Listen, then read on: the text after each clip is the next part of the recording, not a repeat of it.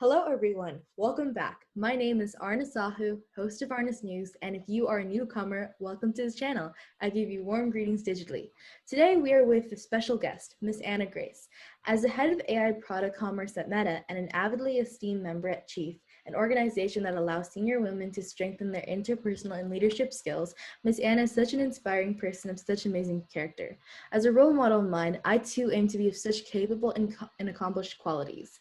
So, with that said, if you're here again, thank you for clicking back to this podcast episode, and be sure to come back to this channel very soon for a newer one. Okay, I have a few questions for you. So my first one is, what made you interested in technology/STEM and educating others? Oh, that's a great question. First of all, thank you so much for having me on your blog. I'm super excited, or your podcast, super excited to be here and to meet you as well. So hello and hello to your audience.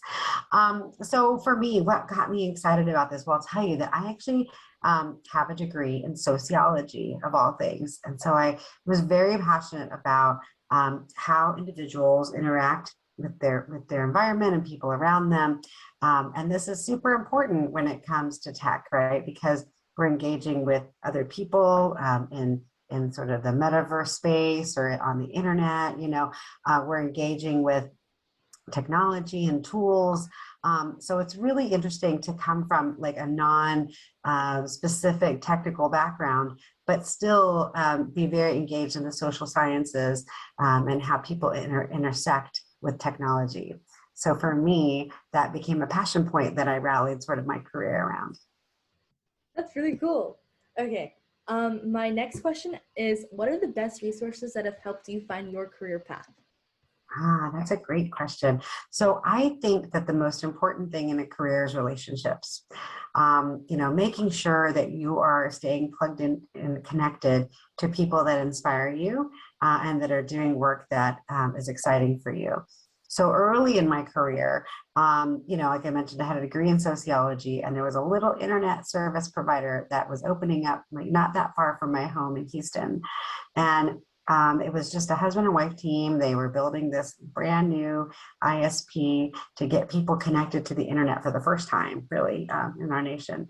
And there was little companies like this springing up and around, but nobody really kind of fully understood the power of the internet at the time. But very few people really did. And so I knew that I was kind of good at sales and marketing because in high school and in college, I had like sold Mary Kay cosmetics and I'd done some telemarketing back in school to, pay bills.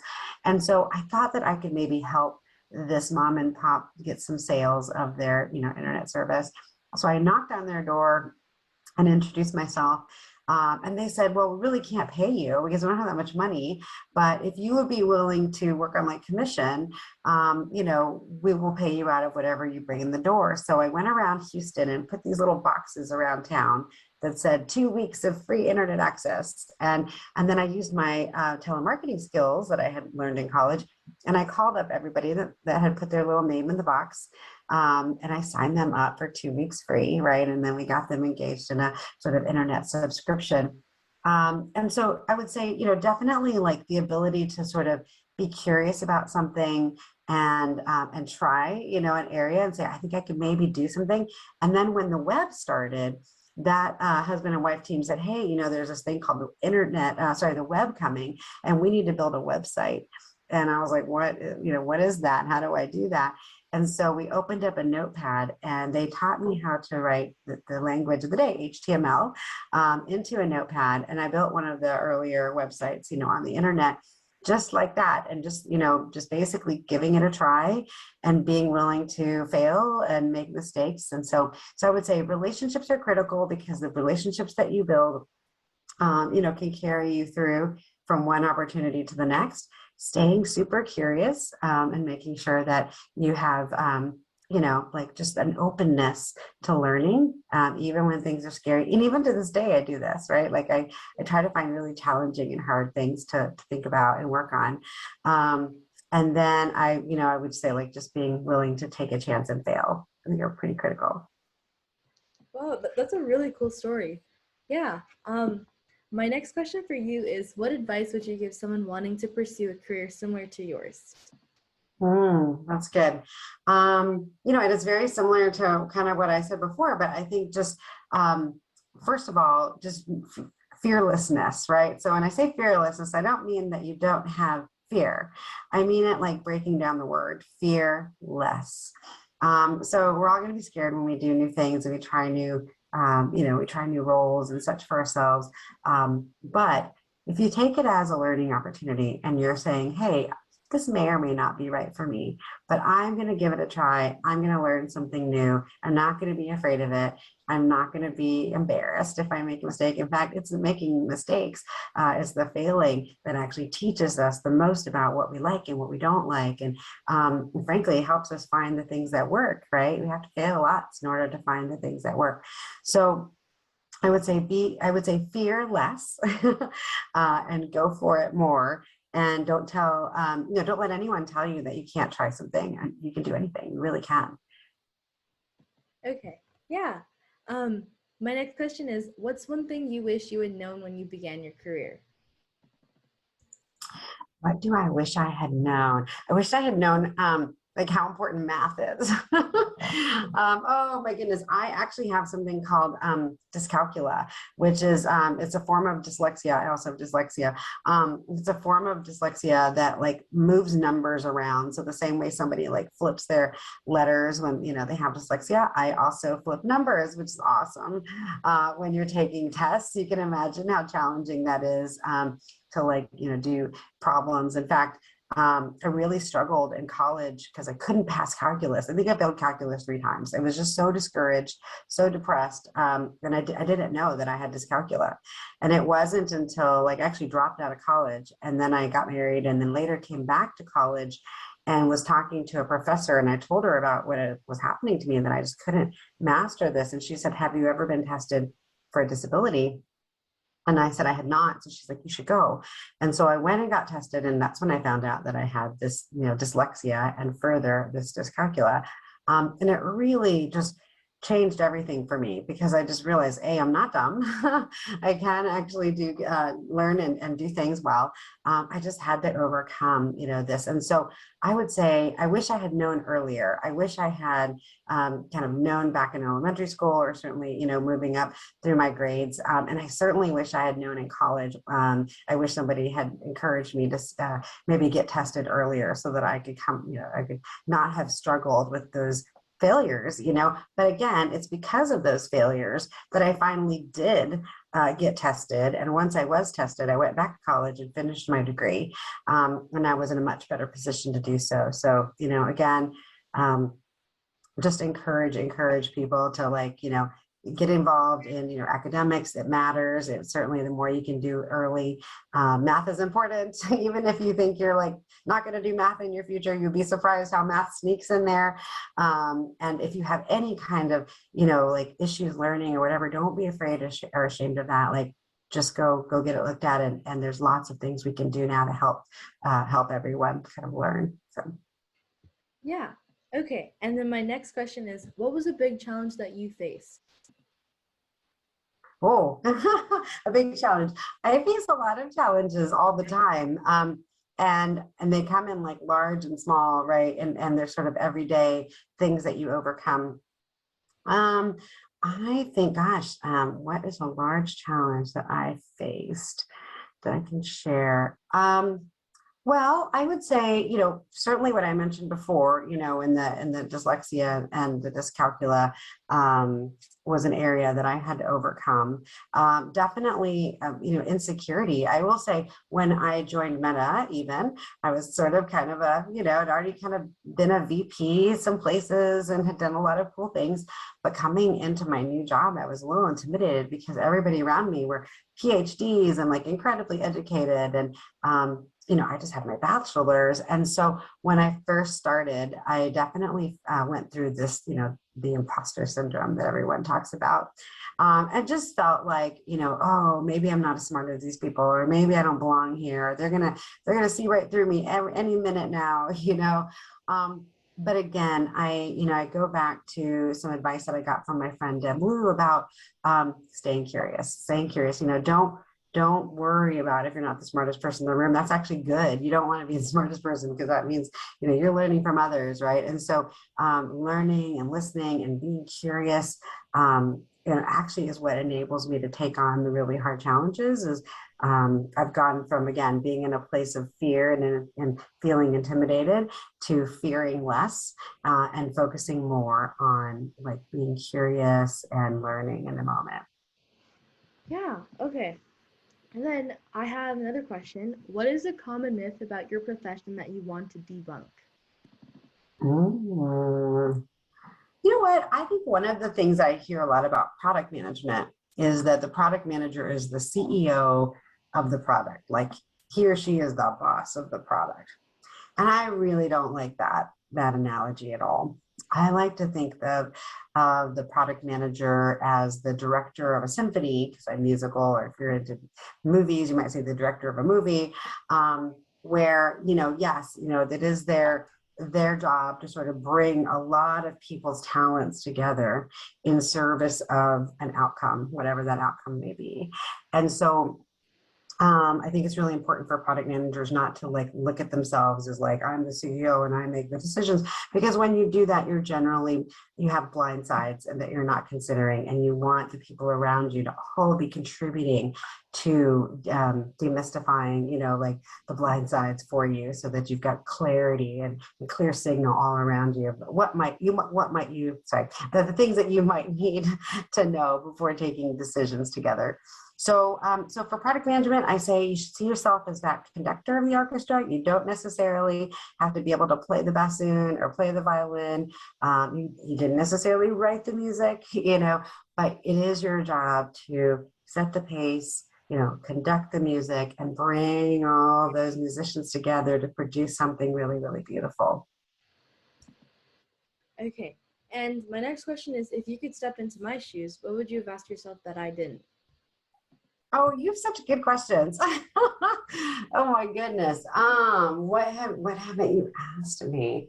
Um, I think you asked really good questions. I might say, like maybe talk about a little bit about work-life balance. We can talk about, how to stand up for having balance in your life. I think in a career, it's really easy to start focusing on everything and trying to do everything perfectly. And the real truth is that you can't do everything perfectly all at once, all the time. It's just impossible.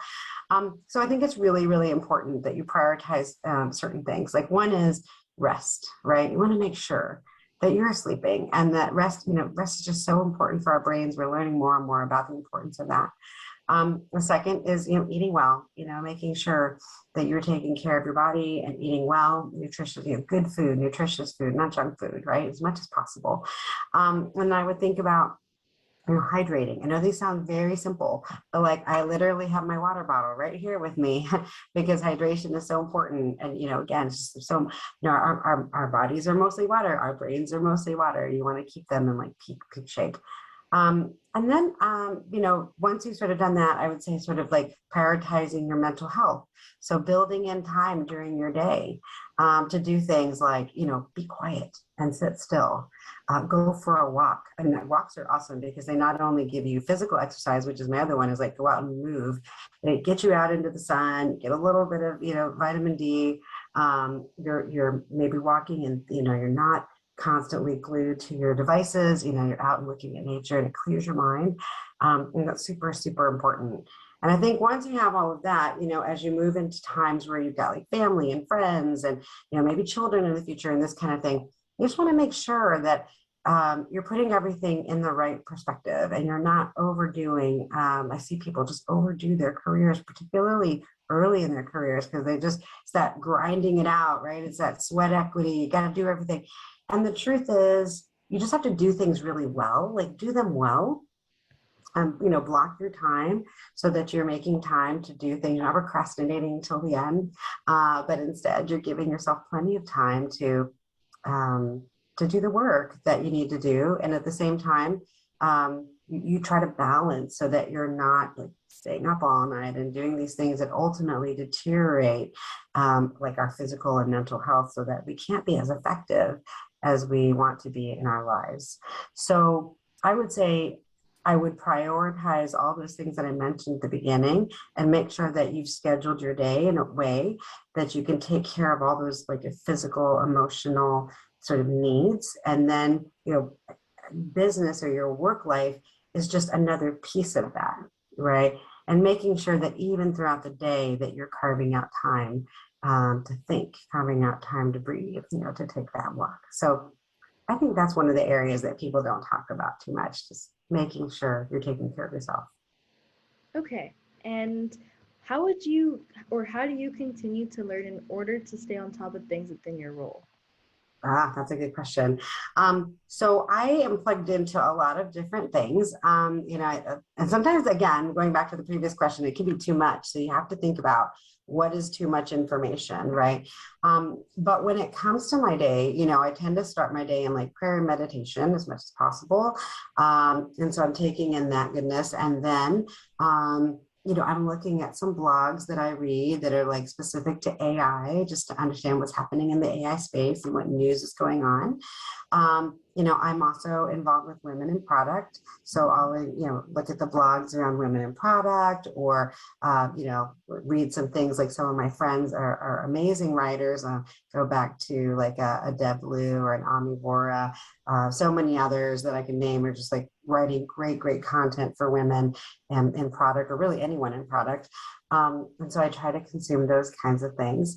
And then just generally, I don't try to overload it on like news. I try not to read too much general news. I mean, I keep up with the world. I read a few like Reuters or this kind of thing, just to know kind of what's happening in the world. But I'm not one of those that's like glued to the news cycle and just wants to know every second what's happening. Because frankly, I think it kind of overwhelms me and it overloads me. And so I really try to read, positive things. I always have my vision board that I've created available on my screen. I can have it as a screensaver so that I'm reminded of the things that are important to me. But yeah, as far as work, I really do rely on a handful of like blogs and newsletters that I think predominantly give me the information that I need. And of course, I always attend the Women in Product conference every year. That's on the board of directors for Women in Product, and it's just my favorite conference. And then I also try to attend like an industry event. So sometimes that might be like an e-commerce conference or something to just keep up to date on what's happening with the industry as well. Okay. And what do you think is the vital factor that shaped your career in life? What was your life before learning it, and what was your life after learning it? The vital factor that changed my kind of trajectory in life. I mean, I'm going to be personal here and say, like, for me, it was faith. I'm a person of faith. I happen to be a Christian, and for me, holding on to my faith has been one of the most critical, important things. I wear a cross at work because my faith is important to me. And there were times when I maybe was worried that if I wore a cross, people might, judge me or think differently of me. But I have like now been wearing this for a few years and feel very confident now having it on. It is important for me to hold on to that faith because life is up and down. It just really is. It doesn't matter how perfect you want it to be or otherwise. Life just comes up and down, and there are moments in your work life that are exciting, and there's moments in your work life that are depressing and sad, just like there are in your like family life and friends life and all of these things. And so the only thing that I have figured out is how to hold on to sort of this faith that God has me and has a plan for me.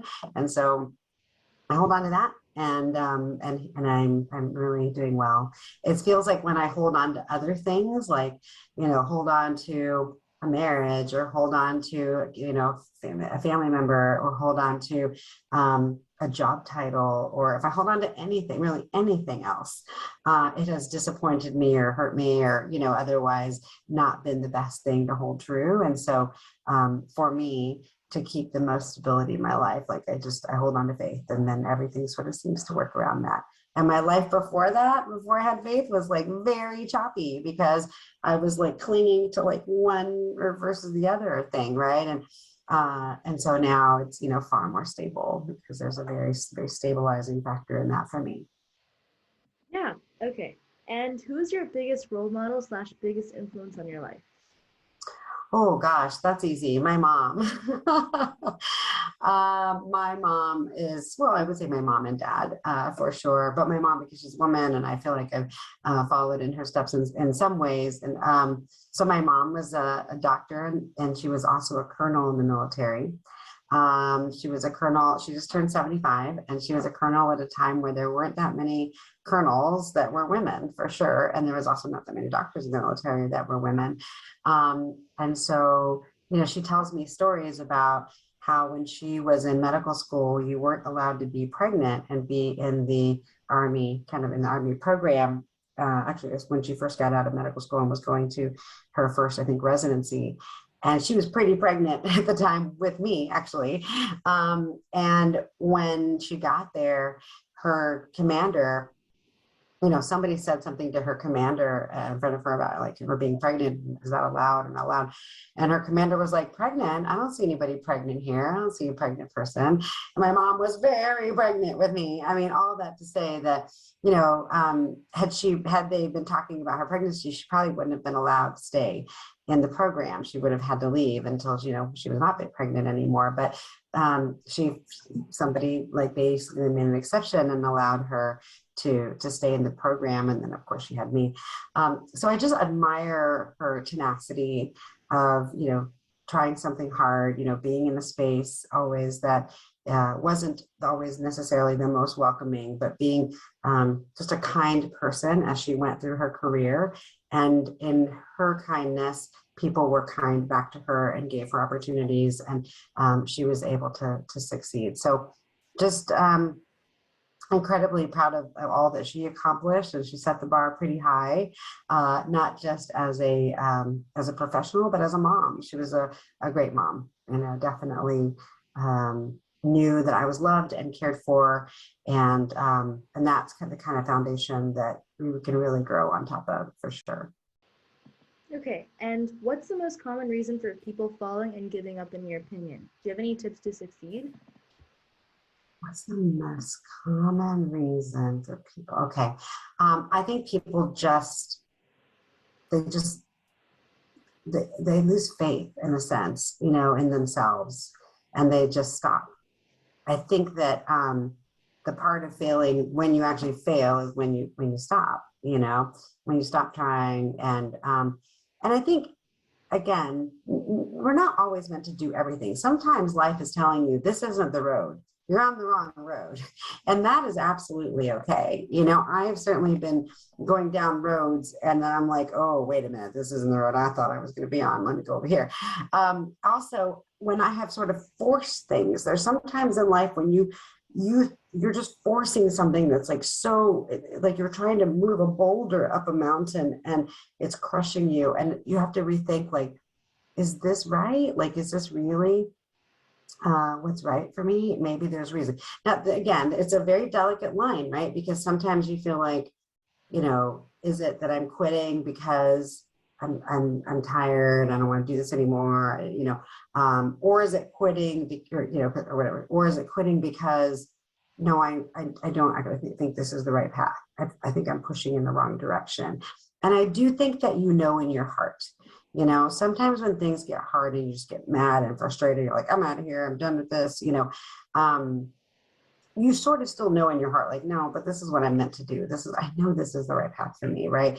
Those are the times that you have to really push through and give yourself a new deadline and say, okay, you know what, I'm going to go 6 more months on this, 6 more months. And if things don't get better, then I'll think about quitting. You know what I mean? So pushing that out, I think, is important. But there are other times when that still silent, sort of quiet voice, inside says, like, this isn't the right place. You're not in the right place. You need to move, like this is guidance that's moving you to a different spot. You also need to know how to listen for that. And then you can feel confident in moving to a different direction. But I think that's the skill, right? Is learning with experience as you sort of listen to your spirit and talk to you about, is this really what I'm supposed to be? Is this really, again, not to say you aren't going to have hard times or struggle, even when you're supposed to be where you are. But then there's others where I think you just know that this isn't quite right. And I need to find the path that I'm supposed to be on. Does that make sense? Yeah, that does. Yeah. Okay. And then my last question that I have is, do you have any tips for the audience? My gosh, I think this whole time has been tips for the audience. I would say, again, take care of yourself first, because you're all you have. You got to take care of that body, take care of that mind, sleep, all that good stuff. I would say read something every day, if only for 20 or 30 minutes, 15 minutes, 10 minutes, anything. Just read something new. Watch a TED talk, like something that interests you, that's just novel.